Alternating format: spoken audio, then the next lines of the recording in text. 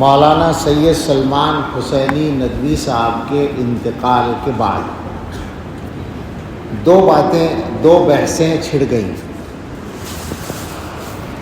ایک بحث تو ان کے لیے دعائے مغفرت کرنے اور نہ کرنے کے بارے میں۔ اصلاً تو لوگوں نے یہی چھیڑی جبکہ یہ چھوٹی بات تھی اور کوئی بڑا مسئلہ نہیں تھا، لیکن جن لوگوں نے یہ بات چھیڑی وہ اللہ جانے کہ حق کے نادان دوست تھے یا دانا دشمن تھے، کہ اس کی وجہ سے ایک دوسری بحث چھڑ گئی، اور خاص طور سے ان کا ساتھ دینے والے لوگوں کو موقع مل گیا ان کا دفاع کرنے کا، اور اس کی وجہ سے ایسی صورت بن گئی جیسے حضرات صحابہ رضی اللہ تعالیٰ عنہم کے بارے میں غلط باتیں کرنا، گستاخیاں کرنا، یہ کوئی خاص مسئلہ نہیں ہے، ایک اختلاف رائے ہے، بس ایک آدمی کا عمل تھا۔ بہت سے لوگوں نے شاید اسی کے رد عمل میں تعریفیں شروع کر دی ان کی، کاش یہ بحث نہ چھڑتی، انتقال ہوا، نماز جنازہ ہوتی جیسے سب کی ہوتی ہے اور بات ختم ہو جاتی، لیکن لوگوں نے بحث چھیڑ دی۔ تو اس میں جو زیادہ بڑی بات ہے، زیادہ بڑا مسئلہ ہے، وہی ہے نظریے کا۔ حضرات صحابہ رضی اللہ تعالیٰ عنہم کا مسئلہ معمولی نہیں ہے، اور اس کا تعلق ہدایت اور گمراہی سے ہے، لہذا جو حضرات اس معاملے میں مداہنت سے کام لے رہے ہیں، ان کی حیات میں بھی لیا لوگوں نے اور آج بھی لے رہے ہیں۔ بہت سے لوگوں نے یہ کیا کہ ان کی ان غلط باتوں کو، گستاخانہ باتوں کو علمی اختلاف سے تعبیر کیا۔ لوگوں کو یہی پتہ نہیں ہے کہ اختلاف کیا ہوتا ہے، اور یہ جو بات ہے کہ اختلاف رائے کو برداشت کرنا چاہیے، تو کون سا اختلاف رائے ہے جو برداشت کرنے کی گنجائش ہے، اور کون سی بات ہے جس کے بارے میں چپ رہنے کی گنجائش نہیں ہے۔ آج بھی کسی صاحب نے لکھا ہے، انداز ایسا ہے، بڑی مشکل ہے، انداز ایسا ہے جیسے مولانا کی بات کی تردید کرنے والے ان کی عزت سے، ان کی مقبولیت سے حسد کی بنیاد پر ایسا کرتے ہیں۔ لا حول ولا قوت الا باللہ، اس سے بڑی غلط بات تو ہو ہی نہیں سکتی۔ عزت تو ان کی اس وقت تھی جب وہ صحابہ کے بارے میں گستاخی نہیں کرتے تھے، کیا اس وقت کوئی حسد کیا گیا ان کے ساتھ؟ سوال یہ ہے، جب انہوں نے یہ غلطی شروع کی تو غلطی کو غلطی کہا گیا، اس کا تعلق حسد سے نہیں ہے، اور یہ وہ اختلاف نہیں ہے کہ صاحب علمی اختلاف میں ایک دوسرے کی رائے کو برداشت کرنا چاہیے، یہ تو امت کے اندر گمراہی کا راستہ کھولنے والی بات ہے۔ اور میں بہت ہی تکلیف کے ساتھ یہ بات کہوں گا کہ اس طرح کے مسائل کی سنگینی کو سمجھنے میں کمزوری دکھانے والے صرف جماعت اسلامی کے لوگ یا صرف ان کے تلامذہ نہیں ہیں، ہمارے فضلاء بھی بہت سے پائے جاتے ہیں۔ میری سمجھ میں نہیں آتا کہ ایسا کیوں ہے۔ جو لوگ دین کی سمجھ گہرائی کے ساتھ رکھتے ہیں، ان کو یہ بات معلوم ہے کہ امت میں کون سے مسائل ایسے ہیں جو بالکل علامت کا درجہ رکھتے ہیں۔ بالکل سادہ سے انداز میں پوچھتا ہوں کہ صحابہ کرام کے سلسلے میں مولانا مرحوم کے رویے کے بعد کسی کی ہمت ہے، ان کا دفاع کرنے والوں کی بھی ہمت ہے کہ وہ یہ ثابت کر دیں کہ ان کو اہل سنت والجماعت میں شامل مانا جائے؟ تو صحابہ کے مسئلے کو اس موقع سے ہلکا بنانے کی کوشش نہ کی جائے۔ ظاہر انتقال کے بعد ایک ہمدردی ہوتی ہے، ہمیں بھی ہے، لیکن ہم جو دیکھ رہے ہیں کہ اس موقع کا غلط استعمال کیا جا رہا ہے۔ بہت سے لوگ تعریفوں کے مضامین لکھ رہے ہیں، تعریفیں کسی آدمی کی بے شک کی جا سکتی ہیں. ذاتی طور پر اس واقعے سے پہلے، صحابہ کی گستاخی سے پہلے، ان کے کمالات کو مانا جاتا تھا. اللہ تعالیٰ نے ان کو بہت صلاحیتیں دی تھیں، جیسے بہت سے لوگوں کو دیتے ہیں ان کو بھی دی تھی. کچھ ممتاز صلاحیتیں تھیں. عربی زبان پر جو ان کی قدرت تھی وہ نہایت، خاص طور سے بولنے پر وہ نہایت شاندار تھی. اس کی مثال ملنا مشکل ہے ہمارے ملک میں، بے شک تھی. لیکن اس کا یہ مطلب نہیں ہوتا کہ کسی کے کمالات کی بنیاد پر اس کی ہر غلط بات کو بھی غلط نہ کہا جائے، صحیح مان لیا جائے. یہ نہیں ہو سکتا. تو تعریفیں اپنی جگہ تھیں، لیکن اس واقعے کے بعد تو بات کرتے ہوئے تکلف ہونا چاہیے تھا لوگوں کو. آج جو ہے اگر کچھ لوگوں نے یہ کہہ دیا کہ صاحب ان کے لیے دعائے مغفرت نہ کرو، میں نہیں کہہ رہا ہوں، میں یہ اس موضوع پر آخر میں بات کروں گا. کچھ لوگوں نے کہہ دیا تو اس پر ایسا ہنگامہ مچا اور اس پر دلیلیں دی جانے لگی. لا تسبوا الاموات اذکروا محاسن موتاکم وکفوا عن مساویہم. میں ایسے لوگوں سے ایک درخواست کروں اگر تو برا نہ مانیں. جو بات آپ مولانا کے لیے ثابت کرنا چاہتے ہیں، جس دلیل کو پیش کر رہے ہیں کہ اموات کو برا نہ کہو اور محاسن موتا کا ذکر کرو، مساوی کا ذکر نہ کرو، تو کیا بیچارے حضرات صحابہ رضی اللہ عنہم اس درجے میں بھی نہیں آتے تھے؟ کیا وہ اموات اور موتا میں نہیں تھے؟ سوال ہے نا یہ. آج آپ کو تکلیف ہے، ایک عام امتی کے بارے میں آپ ان احادیث کو منطبق کر رہے ہیں.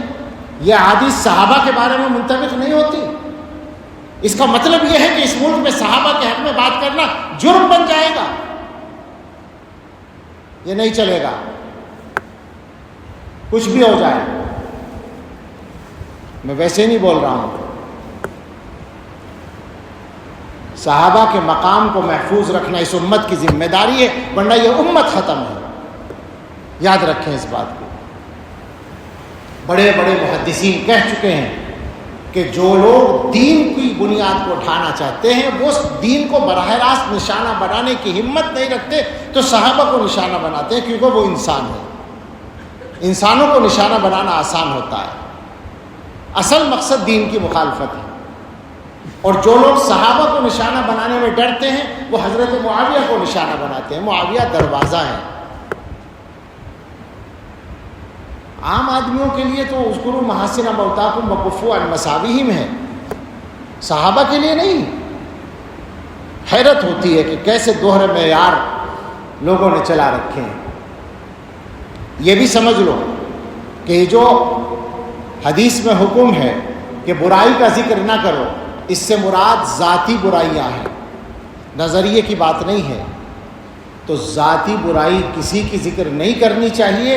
وہ غیبت زندگی میں بھی کی جائے تو غیبت ہوگی. اور ہم پورے اعتماد سے کہتے ہیں کہ ہم نے مولانا کے بارے میں، ذاتی زندگی کے بارے میں، ذات کے بارے میں ایک لفظ کبھی خلاف احترام بھی نہیں کہا.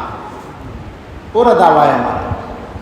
اور بھی بعض لوگوں سے اختلاف ہے، شدید اختلاف ہے. ان کی بھی ذاتی زندگی کو گفتگو کا موضوع کبھی نہیں بناتے، بلکہ کوئی بات کرتا ہے تو میں کہتا ہوں کہ بھائی یہ بات نہ کرو، یہ غیبت ہے، بات نظریے پر کرو. تو یہ جو کہا گیا کہ برائی ذکر نہ کرو، اس سے مراد ہے اعمال کی برائی.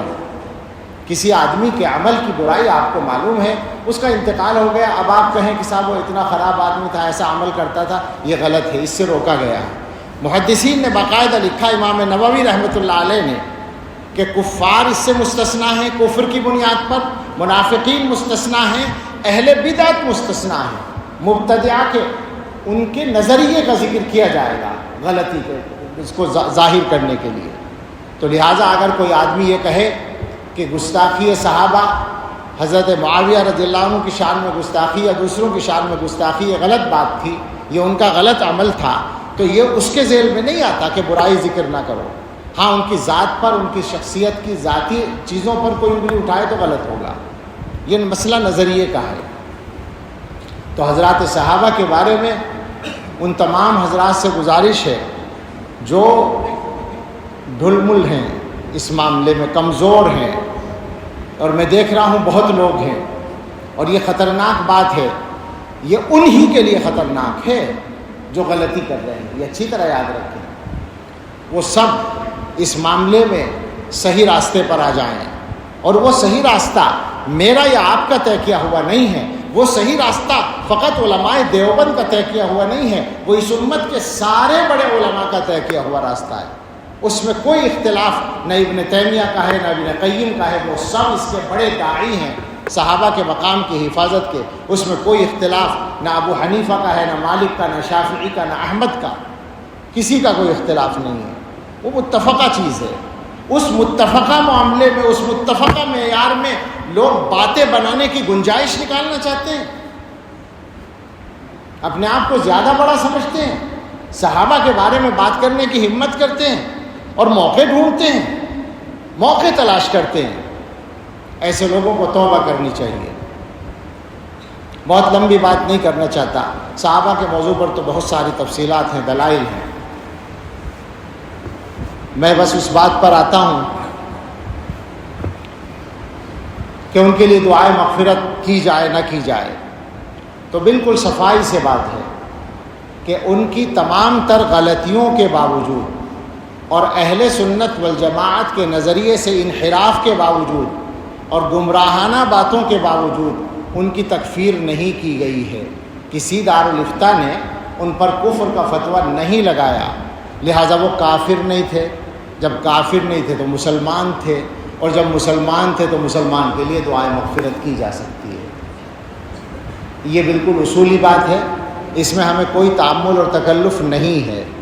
البتہ ایک بات ہمارے بعض بزرگوں نے کہی ہے کہ زندگی کے اخیر کے چند مہینوں میں وہ ان اختلافی مسائل پر بولنے میں احتیاط کر رہے تھے۔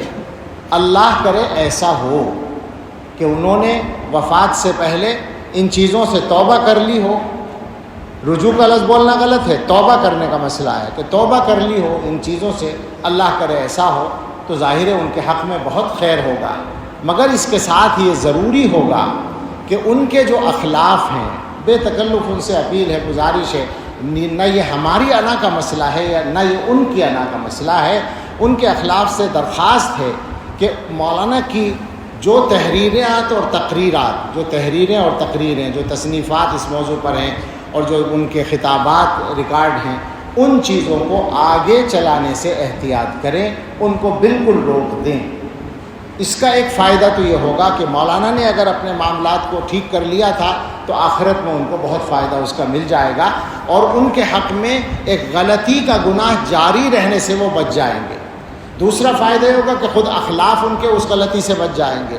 یہ بالکل ہم دردمندانہ اپیل کرتے ہیں کہ اس معاملے کو اب یہاں ختم کریں، اور مولانا سے جو غلطی ہوئی ہے اللہ ان کو معاف کریں، ہم دعا کرتے ہیں، اور اس کی معافی کے لیے سب سے معاون ہوگی یہ بات کہ ان غلطیوں کو آگے جاری نہ رکھا جائے۔